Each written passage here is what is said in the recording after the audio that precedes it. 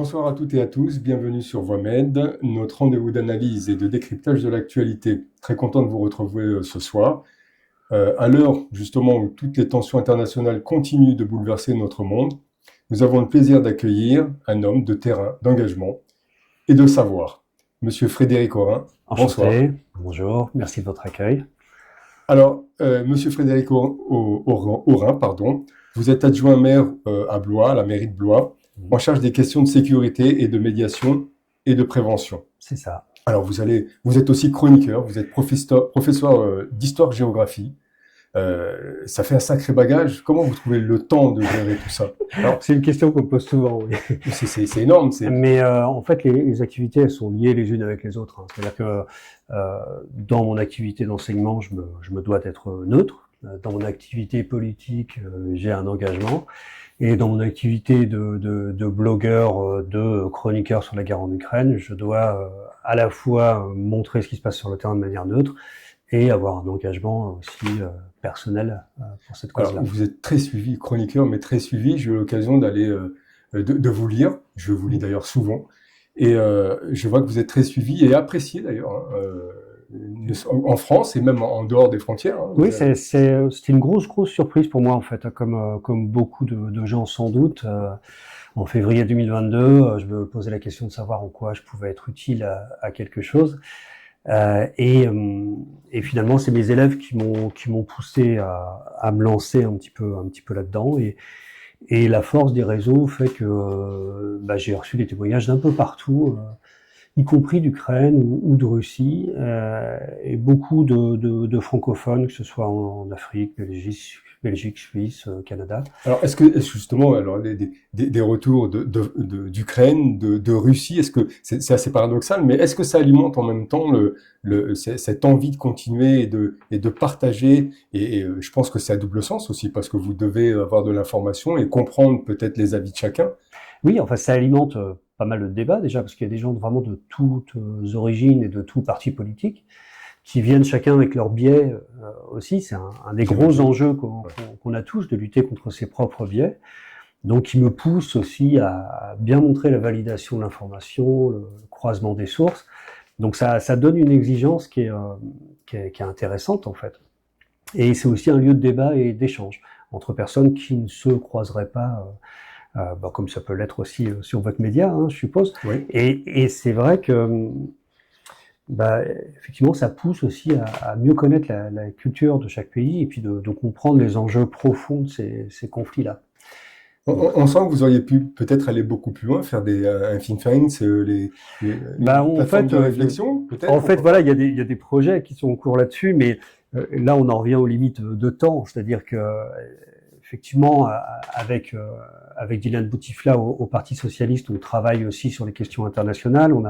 On a créé des groupes de recherche, de réflexion. Là, on essaye de faire avancer des idées politiques. On s'engage aussi sur le terrain. On a à plusieurs reprises essayé d'aller en Ukraine, sans succès pour l'instant, mais je pense qu'on y arrivera un jour. Donc ça aussi, c'est un relais qui est un peu différent, mais là, l'objectif n'est pas forcément d'être visible à tout prix, c'est de faire avancer des points de vue politiques. Alors, je voudrais comprendre aussi, en tant qu'élu, vous avez cette carte, justement. On vous dit, vous êtes en charge de la sécurité, de la médiation et de la prévention. Alors, c'est ça. Qu'est-ce que ça veut dire? Quelles sont vos tâches au sein de la mairie de Blois? Alors, c'est assez particulier parce que celui qui a les pouvoirs de sécurité, c'est le maire avant tout. Comme le maire ne peut pas tout faire tout le temps, évidemment, il délègue. Mais ce que je le fais au nom du maire de Blois, pas en mon nom propre. Et c'est vrai qu'on a aussi un autre problème, entre guillemets, c'est les rapports entre la police nationale qu'on dirige et la police nationale qui n'a pas les mêmes pouvoirs. Mais c'est vrai qu'on travaille en partenariat et c'est nécessaire parce que les enjeux de sécurité sont très très importants. Il y a les enjeux que les gens connaissent tous, des incivilités, des violences intrafamiliales, etc., etc. Et puis, il y a des enjeux politiques aussi. C'est-à-dire que, par exemple, quand on organise une élection aujourd'hui, eh bien, on ne peut pas être à l'abri d'une manipulation qui peut être faite de l'étranger. Ou, par exemple, quand on parle de guerre hybride avec la Russie, on ne peut pas être à l'abri d'une attaque d'un hôpital, par exemple d'un endroit public d'intérêt général, et il faut se préparer à ces attaques possibles. Et puis, le conflit en Ukraine apporte des enjeux, des idées qui sont parfois, qui peuvent être novatrices. Par exemple, un des fléaux urbains, c'est les rodéos urbains dans beaucoup de villes en France. On évite d'intervenir pour éviter de mettre en danger les personnes. Pour autant, les personnes qui font ces rodéos se mettent en danger et mettent en danger les autres. Donc, l'utilisation des drones pourrait être une solution. Ça marche en Ukraine, ça peut marcher pour suivre quelqu'un à distance, éviter d'intervenir et l'interpeller quand on est en position sécure. Voilà. C'est un exemple parmi d'autres de possibilités et de liens entre toutes ces tâches. Voilà. Alors, ce soir, on va essayer en tout cas de décortiquer, d'avoir ce double regard que vous avez, politique et pédagogique, pour comprendre ensemble, avec les téléspectateurs, le conflit de la Russie et de l'Ukraine qui défraie aujourd'hui la chronique, malheureusement. Ses résonances locales, nationales et européennes. Oui. Si vous le voulez bien. Et avec plaisir. Alors, justement, en tant qu'adjoint de la sécurité, comment vous percevez-vous l'impact local d'un conflit international comme celui de l'Ukraine? En fait, il y a plusieurs moyens de le percevoir. En apparence, finalement, notre vie n'a pas changé. A priori, le conflit paraît lointain pour certains. J'ai beaucoup de mes élèves qui peinaient à placer l'Ukraine sur la carte avant le conflit, par exemple. Donc ça paraît très distant. Après, concrètement, ça a eu un impact déjà financier pour les gens. Rappelez-vous, le début de la guerre, c'était l'angoisse, est-ce qu'on arriverait à avoir de l'électricité, du chauffage, c'est cette angoisse en Europe qui était forte. Finalement, qui a abouti à une hausse, une inflation forte, mais pas une rupture, notamment d'approvisionnement électrique. Mais là, pour le coup, nous, la question qui se posait, c'est quelles sont nos priorités si on doit couper l'électricité dans la ville? Qu'est-ce qu'on privilégie, par exemple, comment on organise cette pénurie. Et puis après, il y a l'échelon politique aussi, c'est-à-dire que chaque parti s'est retrouvé face à des choix à faire et face aussi à ses biais, à ses interprétations, à son passé, à ses contradictions.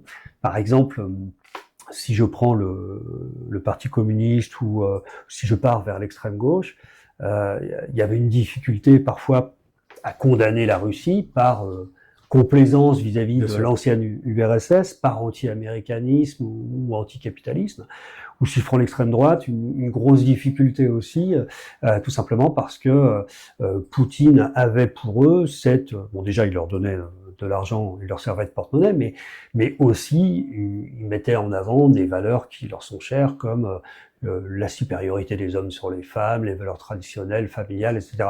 Mais comment on peut se dire patriote et soutenir un homme qui va faire des attaques hybrides contre son propre pays? Donc il y avait quand même des dissonances cognitives chez pas mal de ces personnes qui a entraîné des clashs à l'intérieur des partis parce que tout simplement il y a un moment il faut choisir son camp et c'est pas toujours évident. Et pour les partis qui sont plus au centre de l'échiquier politique, des difficultés aussi, c'est-à-dire des partis qui sont plutôt pro-européens. Et même si l'Europe a essayé de réagir rapidement, on voit aussi les limites de l'action de l'Union européenne, même en se concertant, même en alliant nos pays respectifs. On a quand même des pays à l'intérieur de l'Union européenne qui sont ouvertement pro-russes. On peut penser à la Hongrie. Tout à fait, oui. Viktor Orban aujourd'hui est à Montargis, dans le Loiret, dans le département à côté de chez moi. Il est sur notre propre sol. Donc on a quand même cette vraie difficulté-là à montrer que l'Europe peut être une solution. Enfin, juste donner un chiffre pour qu'on visualise un petit peu. En 2022, on produit 20 000 obus par an en France. Voilà. La Russie dépense 60 000 obus par jour. Donc, et en 2025, aujourd'hui, on est monté avec l'Union européenne, on est monté à 60 000 obus par an, donc on a triplé, c'est vrai, mais c'est-à-dire qu'on tient une journée en fait sur le front. Donc, on voit bien que tout est à faire à ce niveau-là et que rien n'est réglé, quoi. Et pourtant, ça fait 3 ans quand même. Enfin, ça fait beaucoup plus de 3 ans en fait, puisque la guerre elle a commencé en 2014. Ouais. On a eu tendance à l'oublier, mais on est passé à un niveau supérieur en 2022 et malgré tout, on est très très lent à se mettre à niveau. Alors, vous avez parlé tout à l'heure que vous nous avez dit que vos élèves, en tant que professeur d'histoire géo, peinaient à mettre l'Ukraine. Alors je suppose qu'aujourd'hui c'est un peu moins difficile pour eux. J'espère. Moi aussi. Donc comment vous arrivez à expliquer justement dans ce contexte, comment vous arrivez à leur expliquer justement l'Ukraine aujourd'hui? En fait, c'est pas forcément les plus largués, hein, quelque part. C'est-à-dire qu'il y a, chez les adultes, j'ai envie de dire, ça va pas beaucoup mieux. Après, il y a une chose à laquelle sont très sensibles les élèves, et peut-être les adultes, c'est le nid deux poids, deux mesures, et puis le respect du droit international. C'est-à-dire que à partir du moment où vous autorisez une puissance à passer la frontière pour s'accaparer du territoire et raser les villes, eh bien, finalement, si ce tabou-là tombe, tout est permis. Et quelque part, sans m'éparpiller, on le voit bien qu'il y a une libération de cette volonté d'expansion territoriale depuis 2022. Vous avez la Chine qui prépare une invasion de Taïwan depuis quelque temps. On peut penser au conflit israélo-palestinien aussi, hein, c'est-à-dire qu'après tout, si on fait un traité de paix avec Poutine et qu'on lui accorde 5 régions, 5 oblasts ukrainiens, qu'on ne juge pas ces crimes de guerre, après tout, pourquoi d'autres pays s'obligeraient à respecter l'état de droit? Puis c'est valable aussi en politique intérieure. Enfin, aujourd'hui, vous avez Trump qui quand même a fait une opération qui est au moins douteuse, c'est-à-dire utiliser les réserves de l'armée fédérale contre un État sans son accord. Je suis pas certain que ce soit absolument légal. Et même s'il a fait des choses de légales, on peut se dire que finalement, gracier les personnes qui ont attaqué le Capitole, rien qu'en termes symboliques, c'est gracier une atteinte à l'état de droit. Donc le monde basé sur l'état de droit est en train de vaciller, là. Et ça, les élèves, ils le comprennent. Et si on en revient à la loi du plus fort, je suis pas certain que les démocraties en sortent forcément vainqueurs, parce que pour nous, la vie humaine a un prix. C'est-à-dire qu'on ne sera pas forcément prêt à envoyer 150 000 hommes à la mort pour gagner une ville de 8 000 habitants, ce qui s'est passé en Ukraine notamment. Alors, vous avez justement soutenu des actions de solidarité à Blois, si je peux me permettre. Quels ont été les effets justement le fait de soutenir justement ce genre d'action? C'est passer la paralysie du premier instant, en fait, il y a eu cette volonté justement de se rendre utile. Donc on a hébergé des familles, comme dans la plupart des villes de France. Hein. Il y a quand même 6,5 millions de réfugiés ukrainiens à l'étranger. La France a pris une part peu importante, hein. C'est surtout la Pologne qui a accueilli le plus de réfugiés. Et on a vu que finalement, accueillir des réfugiés ukrainiens, ça posait pas de problème. Et là aussi, ça nous met face à nos biais quand même, c'est-à-dire pourquoi ça poserait plus de problèmes avec je sais pas, un subsaharien ou un Syrien qu'un Ukrainien. Donc on est toujours dans le deux poids deux mesures, vous voyez. Et à ce moment-là, il y a eu ce débat qui a été posé. Est-ce qu'à Blois, on a eu ce même débat? Mais en fait, on a été assez, enfin en tout cas au conseil municipal, on a été assez unanime, toutes tendances confondues, sur le fait que il fallait apporter une aide humanitaire, il fallait accueillir les gens. Alors, sans doute aussi simplifié par le fait que la France n'est pas juste à la frontière de l'Ukraine, donc on savait qu'on aurait sans doute moins de personnes. Mais en tout cas, cette unanimité-là, on l'avait pas eu en 2015 avec la Syrie, par exemple. Où là, il y avait une pression médiatique montrant un danger. Il y a aussi un trauma en France lié aux attentats terroristes, notamment en 2015, qui est pas à nier. C'est pas innocent. Voilà. Et effectivement, après, nous, là, on essaye de voir à plus long terme, donc à réfléchir notamment avec un jumelage possible avec des villes ukrainiennes. Mais là, on se confronte à la réalité du terrain, c'est-à-dire, est-ce qu'on peut envoyer des Blésois sur le territoire ukrainien sans les mettre en danger? Bon, voilà, on va attendre que ça se décante sans doute un peu, quoi. Alors, est-ce que la population au niveau de Blois a parfaitement accepté cette décision? Il n'y a pas eu de souci. En tout cas, dans l'urgence, hein, je pense que vous avez traité ça. Il y a la phase de l'urgence où il y a eu absolument aucun souci.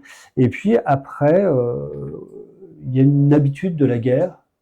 Et puis il y a peut-être parfois un retour des égoïsmes en disant, enfin c'est le fameux slogan, vous aidez quelqu'un, mais vous aidez pas nos SDF, sachant que les gens qui disent ça n'êtes pas forcément le SDF qui est en bas de leur rue non plus. Hein. Donc c'est un argument qui est un peu fallacieux, quoi. pour le coup, en général, ceux qui aident les Ukrainiens sont aussi ceux qui aident les SDF. C'est-à-dire que l'empathie, elle doit pas avoir forcément de limite. L'un ne prend pas la place de l'autre. Hein. Et puis, enfin, c'est très cynique ce que je veux dire, mais parfois aussi, pour beaucoup d'endroits, et notamment dans le Loir-et-Cher, et je l'ai vu en tant qu'élu d'une petite commune, parfois l'accueil de personnes empêche la fermeture de classe, ou permet de garder un commerce, ou d'attirer un médecin, etc. Donc c'est aussi cyniquement, ou même d'un point de vue purement pragmatique, un apport qui est nécessaire et utile à la population aussi. Alors en tant qu'élu, est-ce que ça peut changer ce genre d'action? Ça peut changer vos missions ou pas? Vous êtes toujours dans le cadre? Les changer, oui et non. C'est-à-dire que sur le principe, quand on est en charge de la sécurité, on est en charge de toute la sécurité. Après, effectivement, quand je suis entré en fonction, c'était pas forcément l'idée de la cyberattaque, n'était pas forcément la première idée qu'on avait en tête.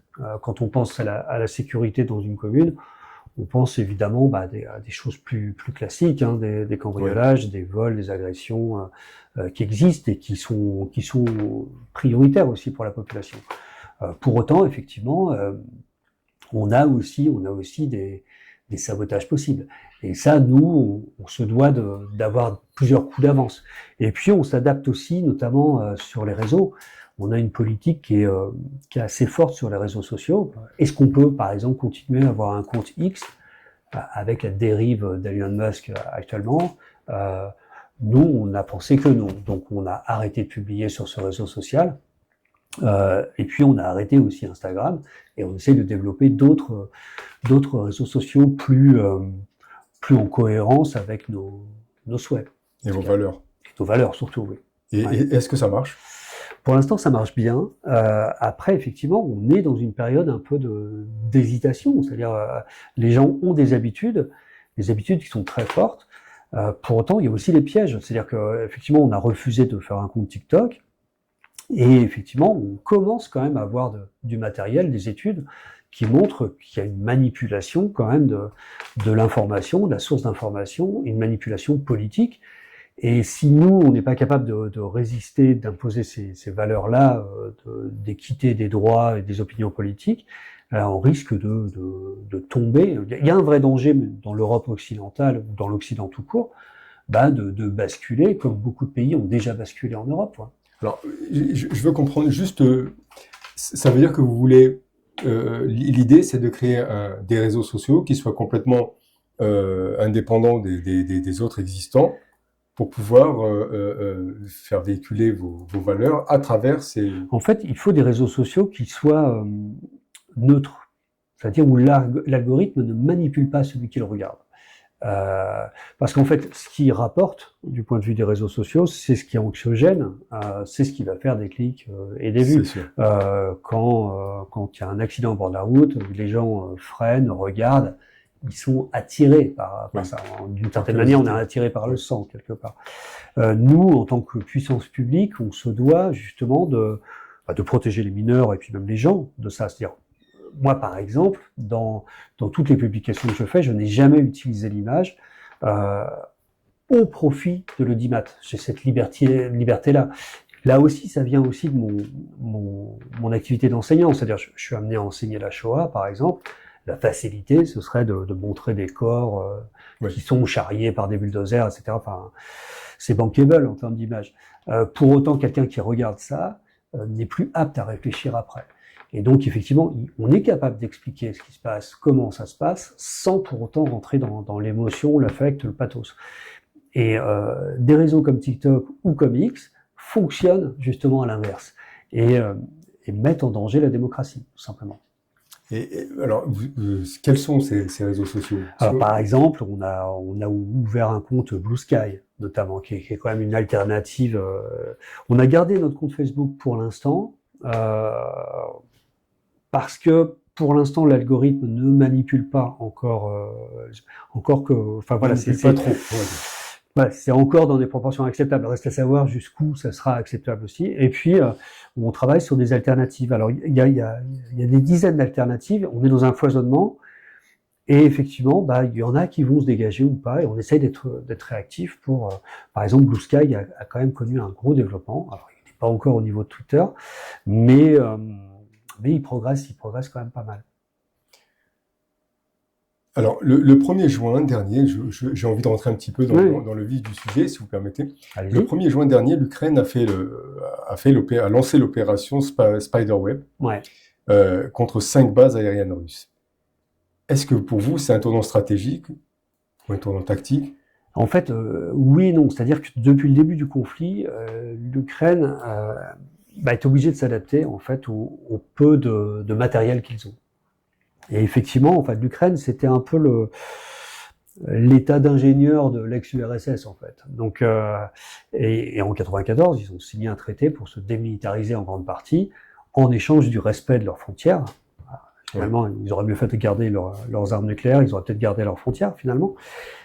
D'où l'intérêt de l'état de droit. C'est ça. Mais je ferme la parenthèse. Et effectivement, ayant une flotte d'avions vieillissante, n'ayant pas de marine, pas de sous-marins, etc., que faire? Et en fait, ils ont eu cette faculté d'être les premiers, par la force des choses, à opter justement pour les drones, que ce soit sous-marins, aériens, terrestres.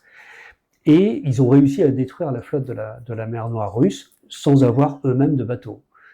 Et la dernière opération, elle est incroyable parce que c'est plus une évolution qu'un tournant, mais ils vont utiliser finalement tous les désavantages de la Russie, un très grand territoire, difficile à contrôler, une corruption endémique avec des trafics dans tous les sens. La corruption en Ukraine, elle a été critiquée. Et c'est vrai qu'il y avait la corruption en Ukraine, mais l'Ukraine est bien mieux placée dans l'indice de corruption mondial que la Russie.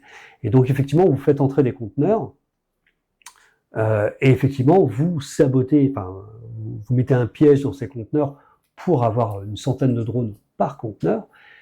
C'est absolument génial, ça coûte pas grand-chose et les résultats sont considérables. C'est-à-dire que quand vous bombardez, quand vous liquidez des bombardiers russes, comme les Tu-95 ou les Tu-22. C'est quand même 40 bombardiers, c'est énorme, c'est 20% en fait, à peu près. Voilà, j'ai pas voulu me lancer dans les chiffres au départ et j'ai vérifié par image satellite, et en fait on n'est pas à 40, on est à 30. Il y a une part de propagande là-dedans aussi. Mais malgré tout, quand un bombardier coûte 130 millions d'euros, c'est énorme. Voilà. Et nous, ça remet en cause aussi notre manière de faire. C'est-à-dire que nous, on a toujours une armée qui faisait du produit de luxe, c'est-à-dire en très petite quantité et de très haute technicité, qui coûte très cher. Et par exemple, on est intervenu en mer Rouge, notamment pour éviter l'attaque des bateaux par les Houthis. Et le missile qu'on emploie, c'est le missile Aster. Chaque Aster coûte $1 million. Mais un drone coûte $10 000. Et donc, effectivement, on voit que notre modèle n'est pas adapté. On ne pourra pas lancer des missiles à 1 million contre des drones à 10 000. Et effectivement, quand vous aurez d'ici 2, 3, 4, 5 ans un essaim de drones qui sort d'un drone mer avec des dizaines de milliers de drones qui seront pas plus grands que le Mug et qui seront capables de tuer des fantassins, effectivement, là, on va être obligé de changer de méthode et de tactique. Et on commence à s'adapter, mais on est quand même très lent. Mais là, le ministre de la Défense vient d'annoncer l'ouverture d'une usine de drones en Ukraine française, qui est faite par Renault, constructeur automobile qui renoue un peu avec son passé, puisque pendant les 2 guerres mondiales, Renault a fait une fois pour un camp, une fois pour l'autre, mais a construit du matériel militaire à la place de ses chaînes de voitures. Donc oui, on va être obligé de revoir complètement notre doctrine, y compris au point de vue nucléaire. C'est-à-dire que, par exemple, est-ce que le parapluie nucléaire doit être étendu à l'Europe ou pas? Est-ce que les limites de notre territoire, les limites qu'on doit défendre, sont celles de Strasbourg et du Rhin, ou est-ce que ce sont celles des Pays-Baltes, de la Pologne, voire celles de l'Ukraine? Moi, j'ai un avis sur la question. Hein. Je pense que accumuler des troupes à la frontière belge ou allemande ou espagnole, c'est un non-sens aujourd'hui. Le danger, si danger il y a, aujourd'hui, il y a un danger terroriste intérieur, etc. Oui, mais le principal danger qui concerne l'Europe, c'est le danger d'invasion russe, parce qu'il y a eu la Tchétchénie, il y a eu la Géorgie.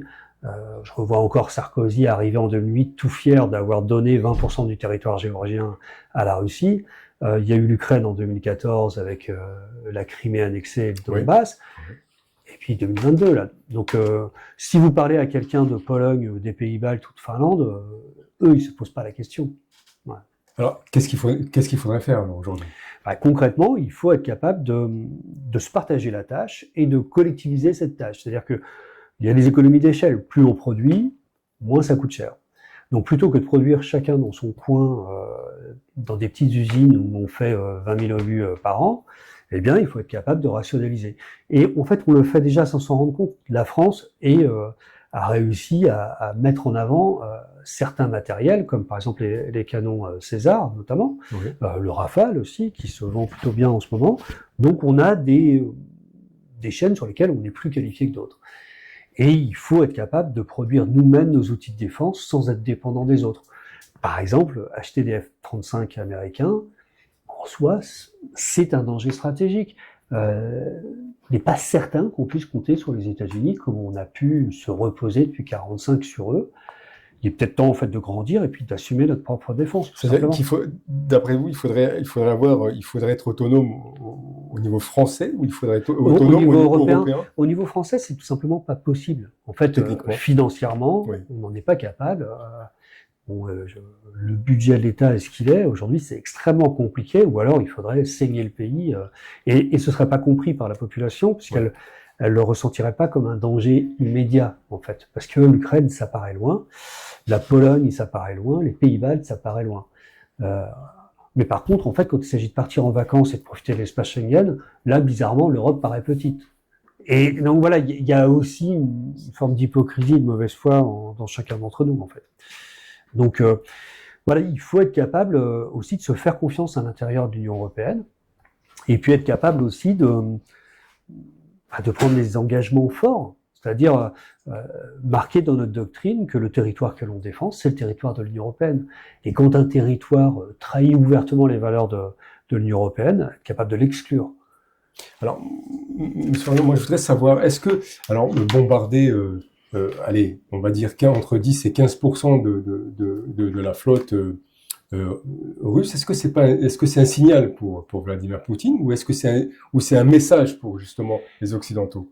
Il l'a bien compris. En sachant que quand même, ça a été, d'après les informations, ça a été aussi fait en collaboration avec d'autres pays. Oui, mais c'est un message qui a été tout à fait reçu par Poutine parce qu'il a évacué sa flotte. Hein. Donc, perdre un sous-marin nucléaire, par exemple, là, pour le coup, c'est quand même un très, très gros coup dur. Hein. À savoir aussi que la mer Noire, elle a cette particularité que la Convention de Genève fait en sorte qu'on peut pas passer le Bosphore, on peut pas passer la frontière sans l'accord turc. Donc, il n'y a pas de flotte qui puisse arriver là-bas, y compris occidentale non plus. Et effectivement, là, il y a un enjeu qui est considérable et effectivement, je suis pas en position de décider, mais on se pose la question tout simplement de savoir, que ce soit en termes d'avions de chasse ou de marine, est-ce que l'élément humain, est-ce qu'on doit prendre le risque de mettre des hommes dans ces conditions-là, ou est-ce qu'on doit avoir une guerre qui se fasse uniquement de manière automatisée? C'est-à-dire que les derniers drones ukrainiens, par exemple, eh bien, ils acquièrent leur cible automatiquement par l'intelligence artificielle. Et quand on y songe, on rentre dans quelque chose qui est hyper effrayant. C'est-à-dire, imaginez, avoir 10 000 drones qui arrivent, qui acquièrent automatiquement leur propre cible. J'aimerais pas être un soldat en face. Quelle chance vous avez de pouvoir riposter? Aucune. Et c'est vrai que ça, c'est quelque chose qui a fait très très mal aussi à l'opinion publique russe, c'est voir ces fantassins qui sont envoyés dans des conditions dérisoires, parce que la Russie a plus de tanks, sur des motos, sur des voiturettes, etc. Et certains suppliaient, en regardant le drone, de ne pas se faire abattre. Je suis persuadé que, quelle que soit la manière dont se termine la guerre,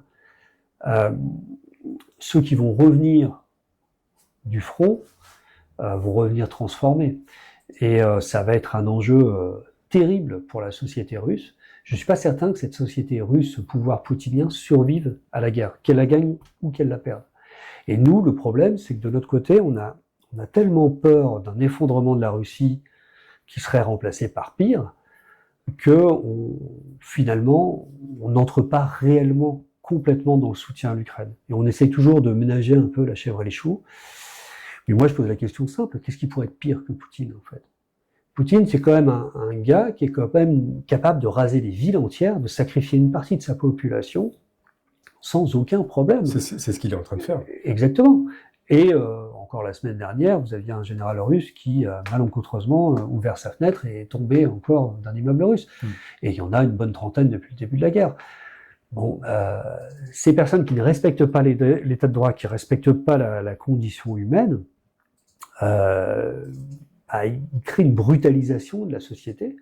Et ça, c'est pas nouveau, en fait. On a oublié, mais que ce soit la Première ou la Deuxième Guerre mondiale, c'est des épisodes de l'histoire où, finalement, on a fait de groupes humains des personnes qui n'étaient plus humaines. Pendant la Première Guerre mondiale, il y a eu le génocide arménien, mais il y a eu aussi les soldats qui ont été envoyés au front de manière stratégiquement absurde, et les pertes humaines avaient peu de conséquences. Pendant la Seconde Guerre mondiale, j'ai pas besoin de vous faire un dessin, 60 millions de morts. Et c'est vrai que depuis 1945, il y avait une sorte de consensus sur le fait que, l'état de droit est important, le respect de la condition humaine, même les pires dictatures étaient au moins obligés de jouer un petit peu le jeu de je respecte les droits humains.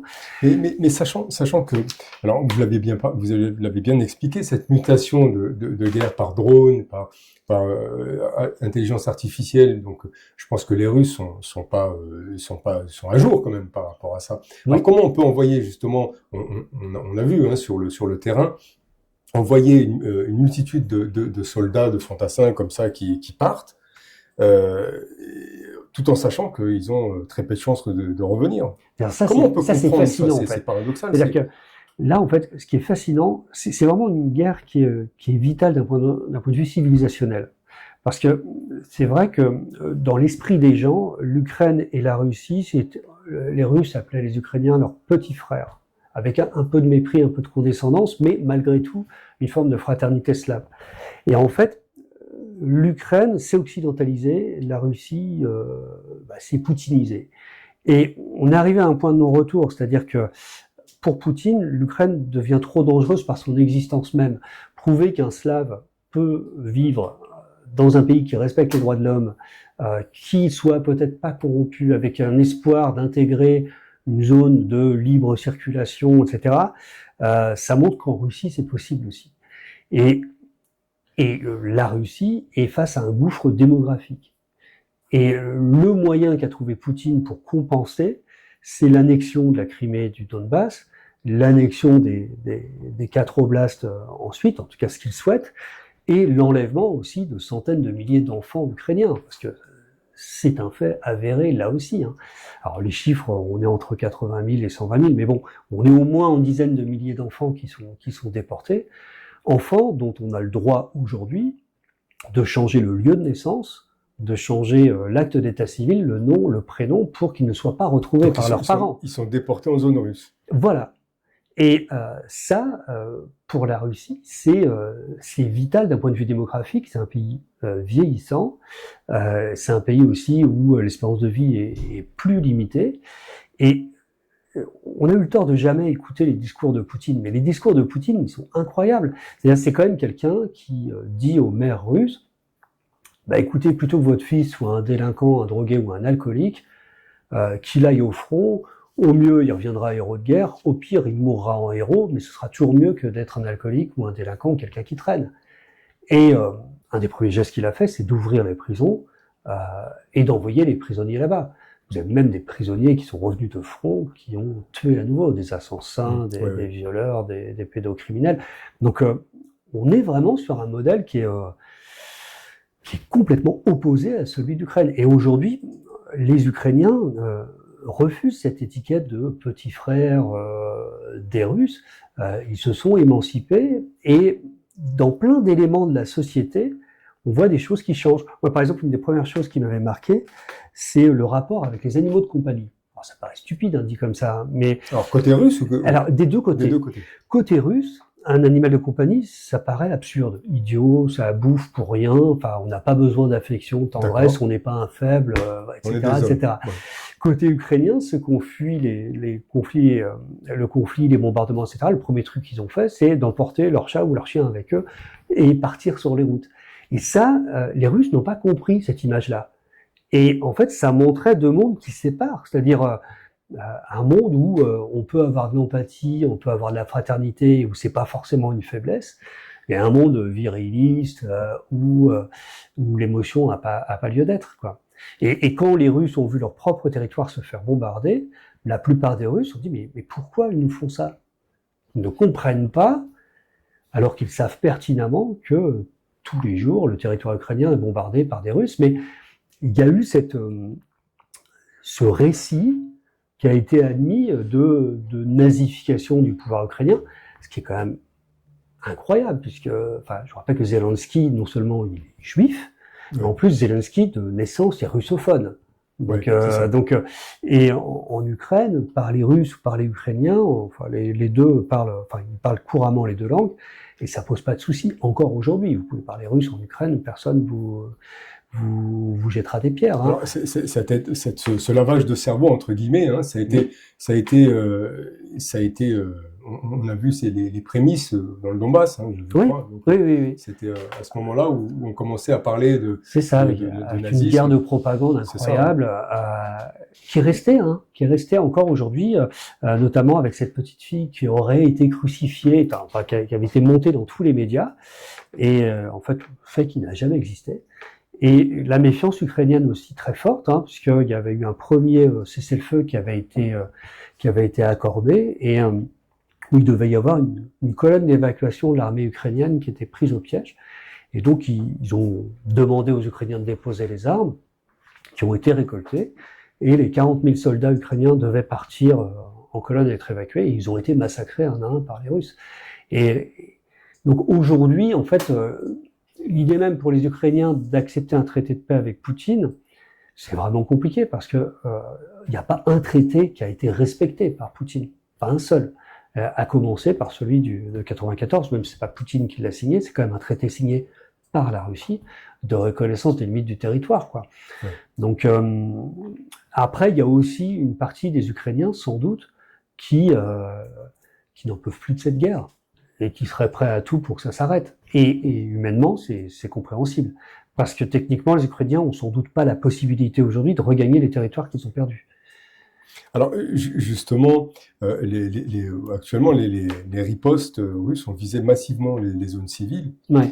Que vous inspire justement cette asymétrie entre en tout cas d'un niveau tactique et moral? Mais là, on en revient justement à cette séparation en deux des mentalités. Mais en fait, là aussi, il faut revenir au début de Poutine. Poutine, il prend le pouvoir par des attentats à Moscou. Oui. Et ces attentats à Moscou, on sait aujourd'hui qu'ils ont été faits par Poutine eux-mêmes. C'est-à-dire que c'est un gars qui a été capable de faire 300 morts dans un hôtel à Moscou, la capitale, pour assurer son pouvoir. Une fois qu'on a bien ça en tête, on peut dérouler le fil. La guerre en Tchétchénie, on rase la Tchétchénie, on la reconstruit, on met Kadyrov, un dictateur, à sa tête, et aujourd'hui, la Tchétchénie, aux yeux de l'Occident, en tout cas, elle paraît russe. Enfin, il n'y a plus de sujet tchétchène. Alors qu'en fait, c'est pas si simple. Hein. Des Tchétchènes, il y en a qui sont partis de Tchétchénie, qui sont parfois dans des souffrances morales terribles. Hein. On a aussi eu des terroristes tchétchènes en France. Hein. Oui. Et puis, effectivement, voilà, une fois que vous avez cette mentalité-là, eh bien, je pense que Poutine, s'il peut avoir l'Ukraine en rasant toute l'Ukraine, ça lui pose aucun problème. C'est juste que techniquement aujourd'hui, il n'a pas les moyens de le faire. Mais dès qu'il peut le faire, il le fait. Et effectivement, la rhétorique russe, elle a beaucoup de mal avec le personnage de Zelensky, parce que qu'on aime ou pas Zelensky, tout le monde sait que quand il y a eu l'invasion, Zelensky a eu la possibilité de s'enfuir. Elle lui a été proposée.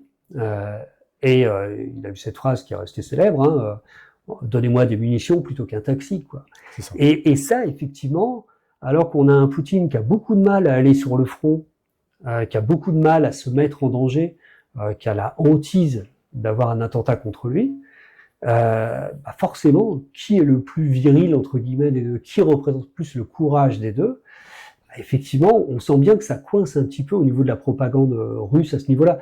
Et du côté des citoyens russes, il y a je vous conseille les livres d'Anne-Colline Lebedev qui est vraiment superbe sur le sujet. On parle pas politique, parce que parler politique, c'est s'exposer à des dangers, comme dans beaucoup de dictatures dans le monde. Et effectivement, il y a une espèce de pudeur par rapport à ça, enfin de pudeur, de peur surtout. Mais effectivement, Poutine, il n'est pas invulnérable. Poutine, il commence à être âgé aussi. La question de l'après-Poutine, évidemment qu'elle se pose. Et comme tout dictateur de type stalinien, il n'a pas préparé sa succession. Si une tête dépasse, évidemment, elle sera coupée. On peut se rappeler de Prigojine, le dirigeant de Wagner, qui a montré quand même l'état de décomposition du pays, puisqu'il a marché sur Moscou quand même en quelques jours, quoi. Avec une panique totale des autorités russes. Et cette espèce de traité à nouveau de paix entre les deux, on savait tous intuitivement, Prigojine, il allait pas faire de vieux os. Voilà. C'est clair. Son avion a été descendu. Donc, s'il y a une tête qui dépasse, elle sera effectivement directement coupée. Donc, quand vous êtes un général russe, vous n'avez pas le droit d'échouer, sinon vous êtes tué. Et vous ne devez pas trop réussir non plus, parce qu'il ne faut pas non plus être un danger pour Poutine. Donc, j'aimerais pas être un général russe. Donc, il faut faire quoi exactement? Ça veut dire, est-ce que ces Russes, en tout cas, qui vivent aujourd'hui en Russie, sont finalement quelque part, ils sont bloqués, tétanisés, ils peuvent pas sortir au-delà du bout de... Oui et non, parce qu'en fait, c'est ce que la propagande nous raconte. Mais là, aujourd'hui, ce serait l'anniversaire de Navalny, normalement. Hein, il devrait avoir 49 ans de mémoire, je crois, ou 50 ans. Navalny, aujourd'hui, vous avez des gens qui fleurissent sa tombe tous les jours en Russie. Moi, j'ai reçu des messages de Russes qui me remercient. Alors, c'est vrai qu'il y a une machine de propagande, mais chez nous aussi, hein, il y a une machine de propagande qui peut fonctionner parfois. Hein. Mais la société est multiple. Il y a beaucoup de Russes qui ont fui la Russie au début de la guerre, qui ont essayé de passer de l'autre côté. Surtout des jeunes, d'ailleurs. Ils voient bien qu'il n'y a pas d'avenir pour eux. Parce que, hormis Saint-Pétersbourg et Moscou, dès que vous partez dans la campagne russe, c'est une catastrophe, quoi. Ouais. Et souvent, on évoque les routes et tout, etc. Mais on peut aller dans le détail. Hein. Les toilettes à l'intérieur des maisons, dans 75% des maisons en campagne russe, il n'y a pas de toilettes dans la maison, quoi. On en est là, quoi. Enfin, donc, effectivement, ça, en apparence, vous n'avez pas de révolte. Mais et ça a bougé très fort, hein, quand même. Ça a bougé très fort, y compris au Bélarus voisin. Et à chaque fois, il y a eu la répression. Mais jusqu'à quand? On ne peut pas mettre tout le monde en prison tout le temps non plus. On ne peut pas envoyer tout le monde au front. Il y a 150 000 soldats qui partent tous les ans en Ukraine. Jusqu'à quand on va accepter de saigner la jeunesse russe? Il y a un moment... peut-être qu'ils n'auront pas envie d'y aller aussi. Hein. Et d'ailleurs, il y a certains qui se sont suicidés ou qui ont médiatisé justement leur refus d'aller en Ukraine. Mais effectivement, il faut beaucoup de courage pour médiatiser ça et pour être capable de le dire. Alors, est-ce qu'il y a encore des Ukrainiens en Russie? Il y en a encore. Et il y a aussi des Ukrainiens qui ont trahi et qui ont pris le côté pro-russe, parce qu'effectivement, il y en a aussi qui étaient réceptifs à ce discours-là sur... la minorité russophone qui serait traumatisée, etc. Il y a aussi des Ukrainiens qu'on fuit pour pas faire la guerre. Alors, il serait malvenu de rentrer pour eux. D'un autre côté, ils peuvent pas rester forcément en Occident, ils n'ont pas forcément les moyens non plus. Donc, la solution la plus simple, c'est à la limite, c'est de repasser côté russe. Donc, effectivement, c'est pas simple non plus de ce côté-là. Et puis, il y en a aussi qui disent, bah voilà, la guerre dure. On ne pourra jamais battre la Russie. Il y a ce mythe un peu entretenu de pays invulnérables et pays luttant contre le nazisme. Donc le 9 mai est très mis en avant comme ça. Après, si on veut creuser un petit peu, on peut se rappeler aussi que le pays qui luttait contre le nazisme était quand même aussi allié à Adolf Hitler jusqu'à ce que son territoire soit envahi par Hitler. Et là, pour le coup, il a changé de camp. Hein. N'oubliez pas que la Seconde Guerre mondiale en Russie, elle a enseigné comme débutant en 41. Hein. Pas en 39. Et effectivement, évidemment, ça se craquelle. Dans les écoles russes aussi, on militarise de plus en plus l'éducation des enfants, y compris dès la primaire et dès les tout petits, en fait. Hein. Ils font des défilés du 9 mai, déguisés en militaires, avec des faux tanks en carton, etc. On assiste, oui, à une sorte de Corée du Nord version russe qui se met en place petit à petit. D'ailleurs, c'est pas pour rien que ces deux pays se sont alliés. Alors, justement, on parle de personnes qui sont encore apparemment capables de vivre entre eux. Est-ce que ici en France, chez nous, on ne peut pas avoir ce type de conflit? Alors peut-être pas à Blois, comme vous l'expliquez tout à l'heure. J'espère pas, ça m'arrangerait pas. Hein. Mais bon, je pense que des villes comme Blois sont assez tranquilles. Ah, alors peut-être que je m'avance, je veux dire. C'est pas si simple. Mais quand on va dans les plus grosses périphéries, peut-être que on peut avoir ce... Oui, et puis en fait, là aussi, quand on parle de guerre hybride, en fait, la particularité, c'est quand même ce qu'on appelle l'opération Matrioshka des Russes, c'est-à-dire être capable de trouver tous les enjeux et de cliver le plus possible le territoire.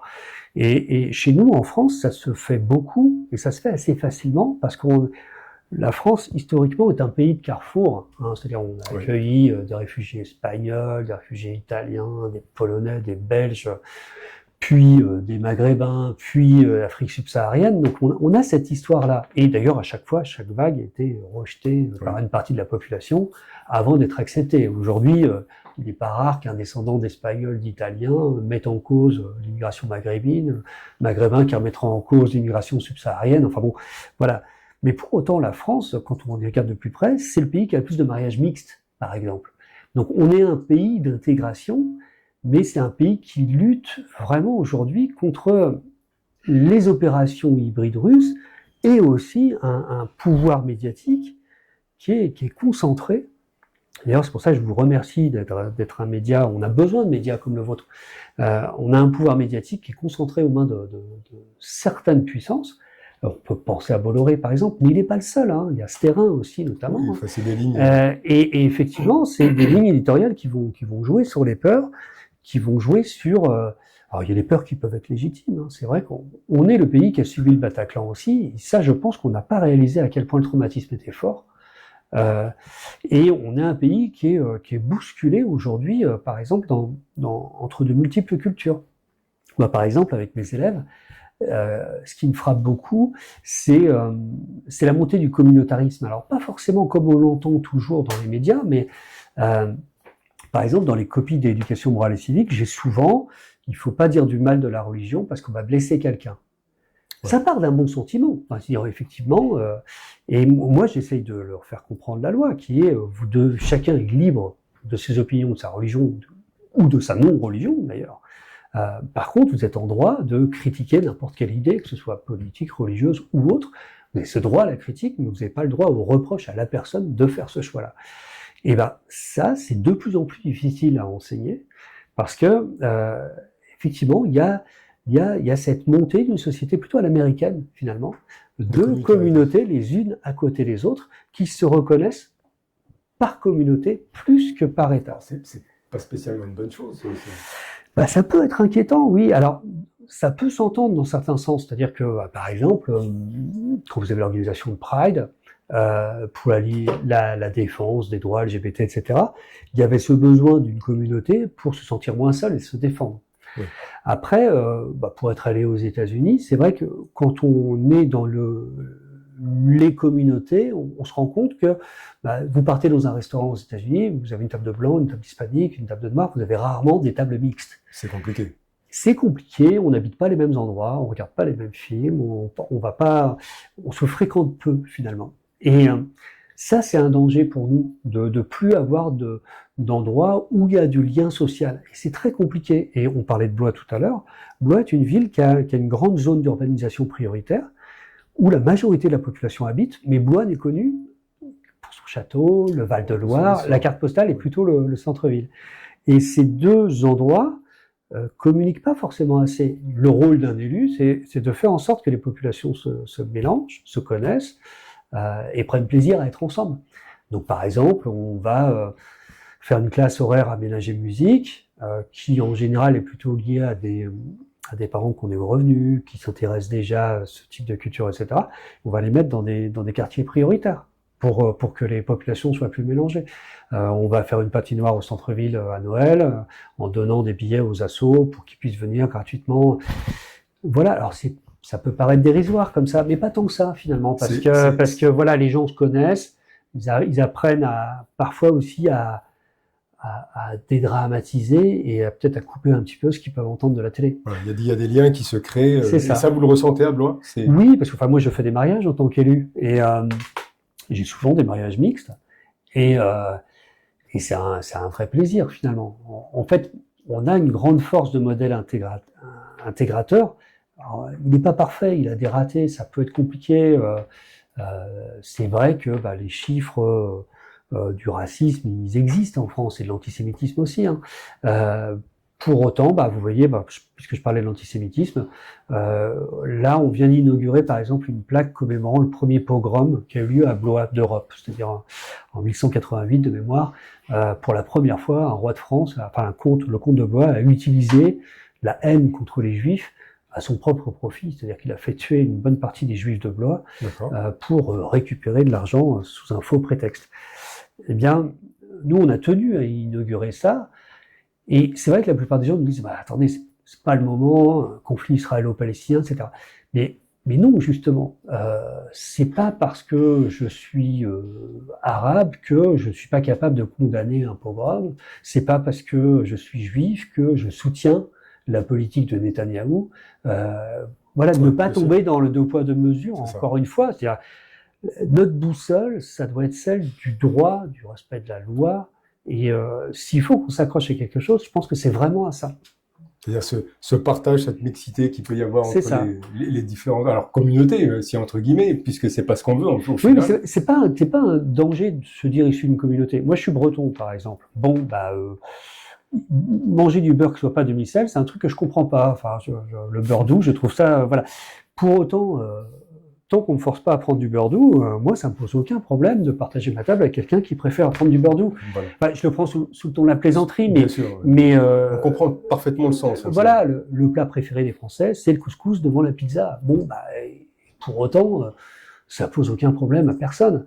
Voilà, on s'enrichit de la rencontre et du rapport avec les autres, si cette rencontre, elle se fait pas au détriment de sa culture initiale. C'est une chance de pouvoir parler plusieurs langues, de connaître plusieurs cultures, à partir du moment où on respecte la règle commune. Alors, Monsieur Orion, justement, est-ce que dans le contexte justement de ce conflit, est-ce que cette cohésion qu'on pourrait espérer peut être une carte diplomatique, ça peut être un élément qui peut... C'est à manier avec délicatesse, parce que ça l'a été utilisé. Et parfois trop utilisé, parce que quand on utilise cette carte-là, on part d'un acquis en disant voilà, c'est gagné. Je pense par exemple à la Coupe du Monde de foot en 98. Tout le monde a mis en avant l'équipe Black Blamber, ce qui est vrai. Et effectivement, ça a été un moment de liesse formidable. Mais le danger, c'est que quand on met ça en avant, en fait, chaque militant d'extrême droite, par exemple, pourra vous mettre en avant le moindre fait divers qui existe, qui montrerait une mauvaise intégration.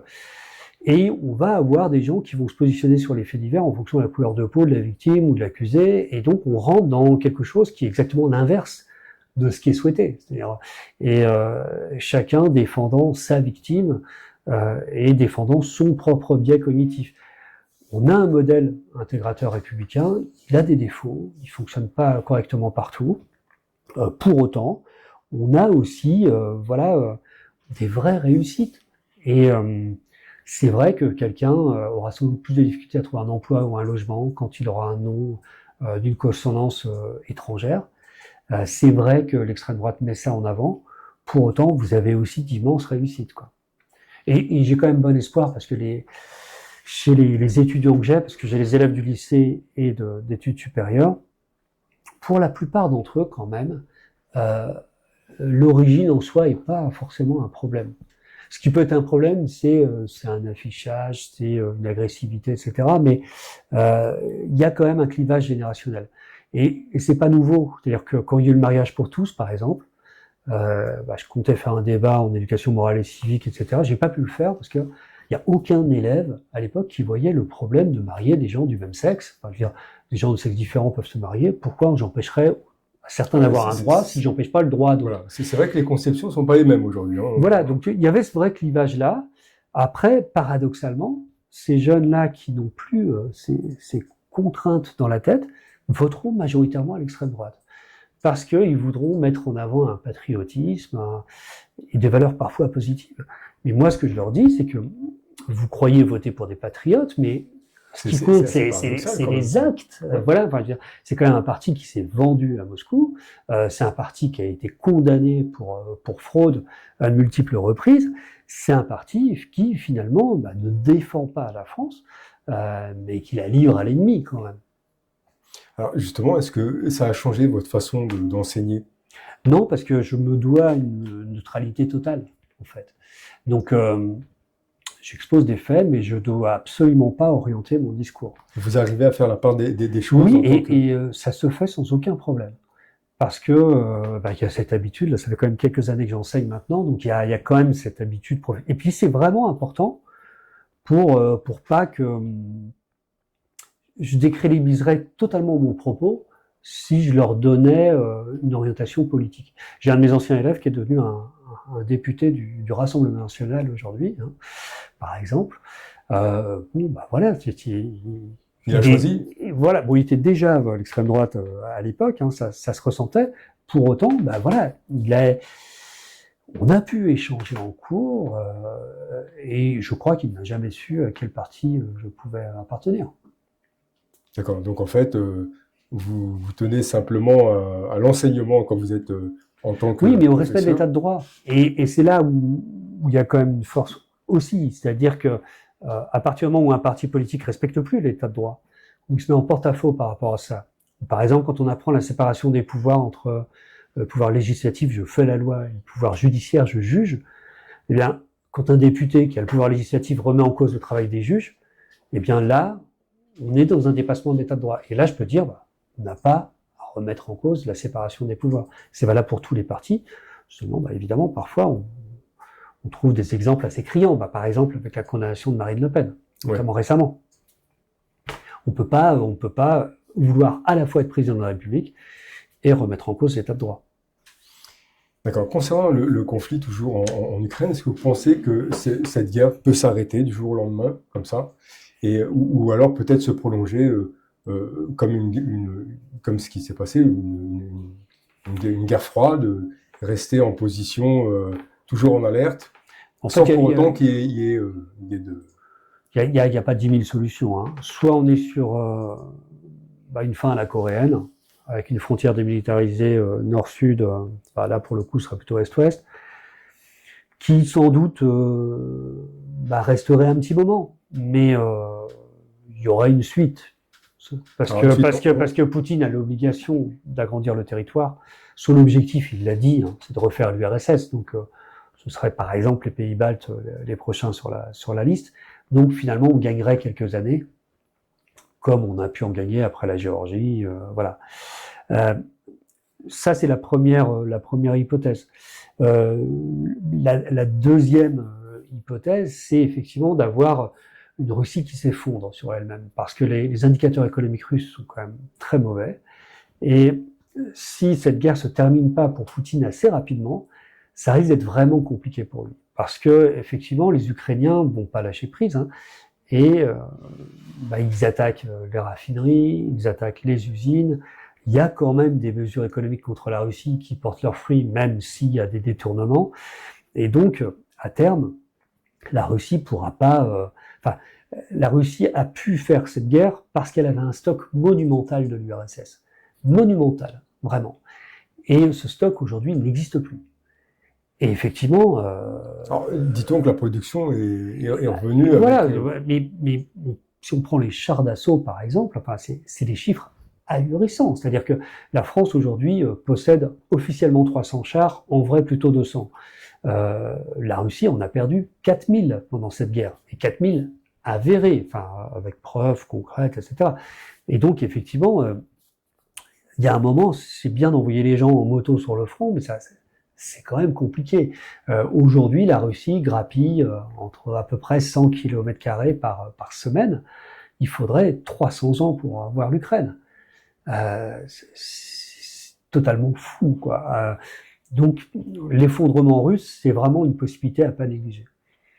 Et puis, l'hypothèse restante, finalement, ce serait que, alors là, on est vraiment un peu dans le délire, hein, que l'Union européenne prenne ses responsabilités complètement, fasse réellement une économie de guerre, ce qui a été annoncé mais pas fait, soutienne massivement l'Ukraine. Il y a des moyens, hein, on pourrait le faire. Par exemple, on pourrait faire ce qu'on a fait en Irak, c'est-à-dire fermer le ciel, c'est-à-dire ne pas envoyer d'hommes sur le terrain, hein, mais envoyer juste des avions pour fermer le ciel ukrainien, et puis avoir une réelle production sur le sol ukrainien.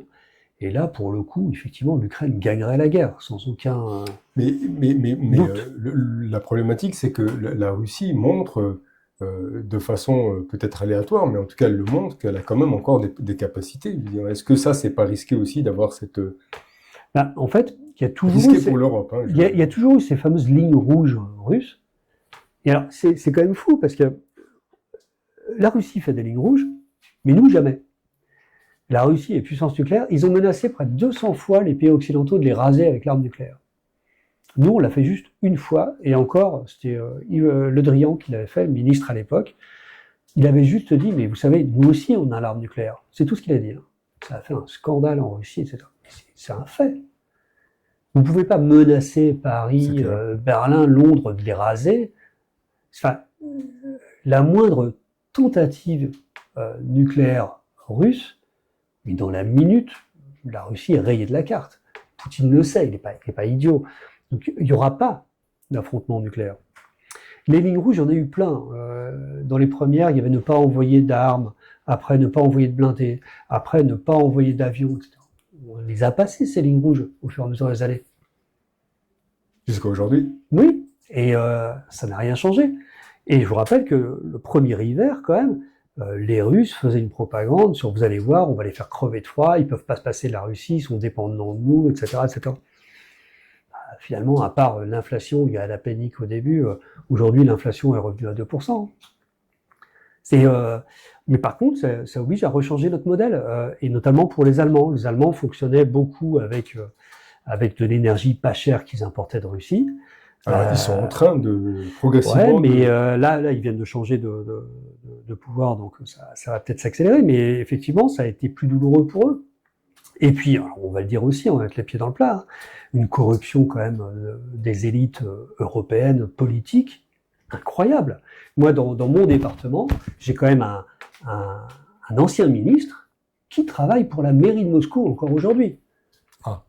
Maurice Leroy, ça ne choque personne. Fillon a été candidat à la présidentielle, enfin, on a Gerhard Schröder qui participait quand même au conseil de Gazprom. Enfin, des exemples, il y en a pléthore. Et puis on peut penser aussi à nos généraux. Hein.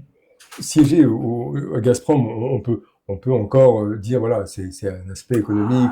Oui, enfin, c'est quand même une entreprise d'État russe. Hein. Je mets entre guillemets, évidemment. Mais alors après, travailler encore avec une... moi, ça me choque.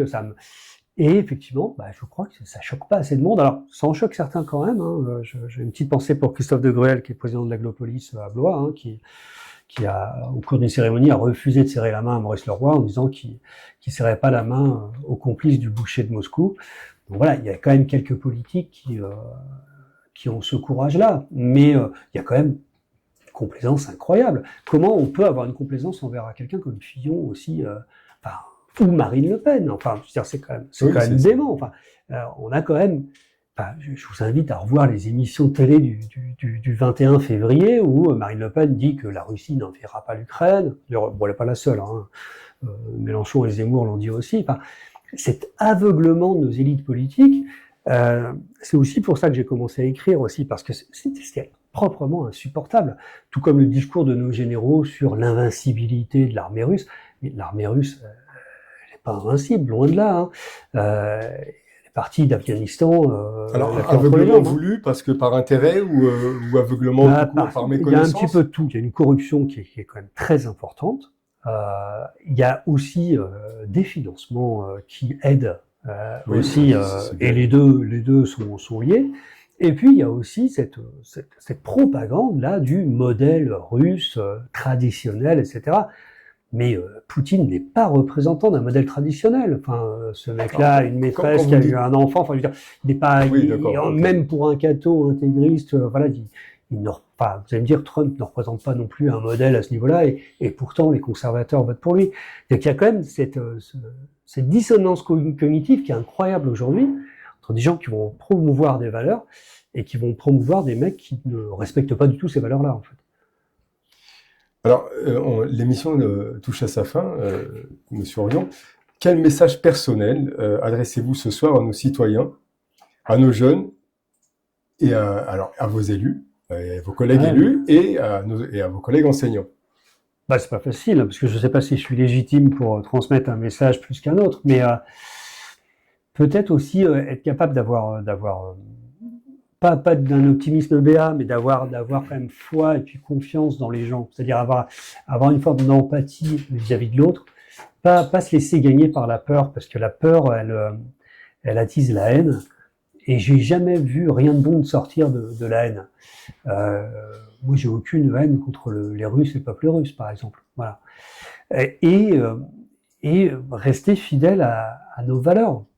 Et effectivement, quand je rentre à la mairie, que je célèbre un mariage, par exemple, je rentre sous le fronton, il y a marqué liberté, égalité, fraternité. Enfin, elle est belle, notre devise, quand même. Et effectivement, notre rôle en tant qu'élu ou en tant qu'être humain tout court, c'est d'essayer de mettre en avant ces valeurs. Et si on part de ces valeurs-là, la liberté d'un peuple à disposer de lui-même, elle est quand même évidente, hein. La fraternité qu'on doit avoir vis-à-vis de ceux qui sont victimes de conflits, elle paraît évidente aussi. Et puis, l'égalité qu'on doit avoir entre chacun de nos citoyens, quelle que soit son origine, sa confession, ou son manque de confession d'ailleurs, c'est quand même des sacrées bonnes bases pour vivre ensemble, quoi. Et j'ai l'impression que parfois, on l'oublie un peu, et puis on vit quand même dans un pays qui est fabuleusement beau, quoi. Enfin, moi, je viens du Val-de-Loire et puis de Bretagne. J'adore voyager, j'adore parcourir le monde quand je peux le faire, mais je suis quand même vachement content de rentrer aussi. Voilà, essayons de profiter aussi de tout ça. Je trouve qu'on a un discours qui est trop pessimiste et trop anxiogène trop souvent, en fait. Pour finir avec l'Ukraine et la Russie, quelle vision d'espoir vous pouvez nous faire partager dans le travail que vous faites sur... En fait, c'est aussi dans l'adversité qu'on se construit. Et l'Ukraine, là, pour le coup, l'adversité, ils l'ont bien connue. Et effectivement, ils montrent une adaptation qui est incroyable. Et quelque part, on a refusé quand même l'entrée de ce pays dans l'OTAN, alors que c'est sans doute aujourd'hui l'armée la plus efficace d'Europe, avec des moyens ultra limités. D'ailleurs, au passage, si on les avait acceptés, il n'y aurait sans doute pas eu la guerre. Mais bon, c'est comme ça. Et effectivement, là aussi, je pense qu'il ne faut pas avoir peur. Moi, je pense qu'à terme, l'Ukraine, sa place, elle est en Europe, elle est dans l'Union européenne, et j'imagine à terme, une fois la guerre terminée, pas mal de Français voyager et découvrir des villes ukrainiennes. Il y a des villes qui sont superbes, hein. On peut penser à Lviv notamment, qui est à la frontière avec la Pologne. C'est aussi un espace européen qui va s'ouvrir pour nous. Moi, quand j'étais petit, j'ai grandi dans une Europe qui était coupée en deux. Il y avait encore le mur de Berlin. Et c'est vrai qu'on a ce côté Europe de l'Est. En fait, on traitait l'Allemagne de l'Est d'Europe de l'Est, la République tchèque d'Europe de l'Est, etc. En fait, on a redécouvert que c'est l'Europe du centre. L'Europe de l'Est, c'est l'Ukraine, c'est les pays baltes, c'est la Finlande, et c'est aussi chez nous, quoi. Et je pense que les Ukrainiens vont pas oublier de sitôt la solidarité européenne, même si elle est imparfaite. On a quand même des choses, des liens qui se sont créés entre les Ukrainiens et les Français. Alors, merci Monsieur Aurin pour cet échange profond, clair, merci à vous, surtout. Et sans évitement. En tout cas, il a été très profond, très clair. On a appris beaucoup de choses. Merci d'avoir pris le temps de partager avec nous vos connaissances, hein, que ce soit à tous les niveaux, hein, en tant qu'élu, professeur, analyste. Merci à tous les spectateurs et au plaisir de vous revoir, Monsieur. Merci à vous, c'est un plaisir. Bonne soirée.